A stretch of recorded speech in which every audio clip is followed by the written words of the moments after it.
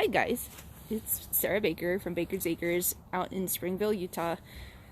I thought I'd just make a little funny live video here of our poop area. So every morning we bring the dogs out to go poop, and our personal dogs go over to this spot right here.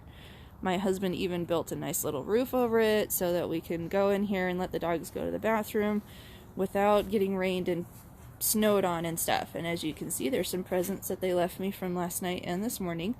Our personal dogs learn to go to the bathroom in this area. We've made some changes throughout the years, but I might even invest in some gravel at one point, or pea gravel. So here is our lovely poop bucket. It's just a really small bucket, and we just use grocery bags. Okay, so yes, it's a lovely shot of all of our dogs' poop. We usually fill it until it's about this point, and then take it out and set it aside, and then fill it again and set it aside, and fill it again and set it aside. We usually go through 2 or 3 bags a week. We find that if we do it don't fill it up all the way, then it's not as heavy. So that's our poop bucket. Grocery bags, make it cheap and simple. Don't stress about it. We do use pooper scoopers to clean up.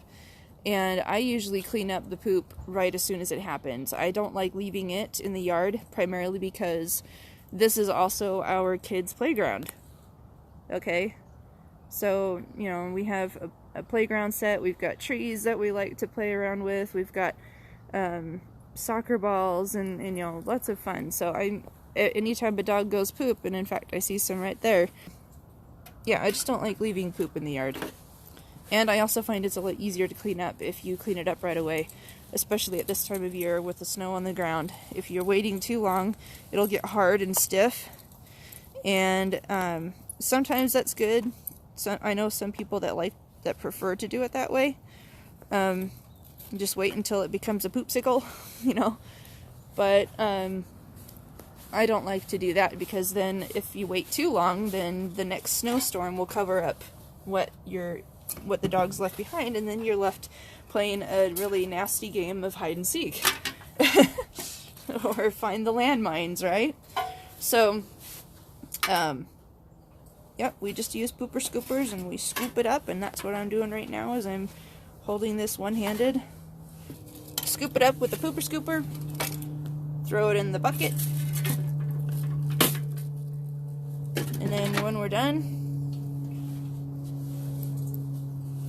take the bag out, and be careful, you know, keep the handles on the outside of the bag so you don't have to touch the poop.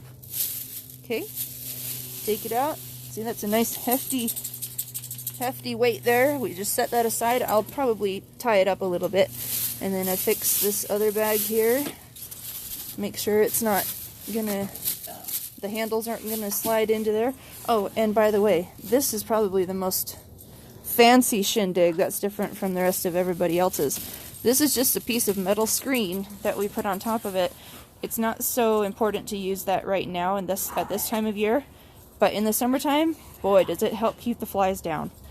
Okay, so you could probably get one that's a little bit finer and tinier holes to keep even the little teeny flies out, but for now this one works just fine to keep the big flies out. So anyway, there you go. There's our poop run, and our poop bucket, and our pooper scoopers, and our clean yard, and our wild and crazy dogs having fun this morning. Yeah. Bandit, no barking. You can play, but no barking. So anyway, nice, kind of relatively still intact yard. There's some patches that are getting a little muddy. Look at that nasty chihuahua.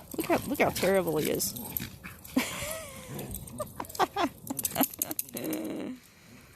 Oh man.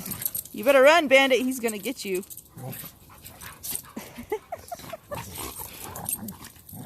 Who says chihuahuas are sissy pants? He's not. He's like, I'll take you. Get him, Chico, get him. Alright guys. That's it. That's our tour. I'm gonna go and tie up that poop bag. Talk to you guys later. Bye.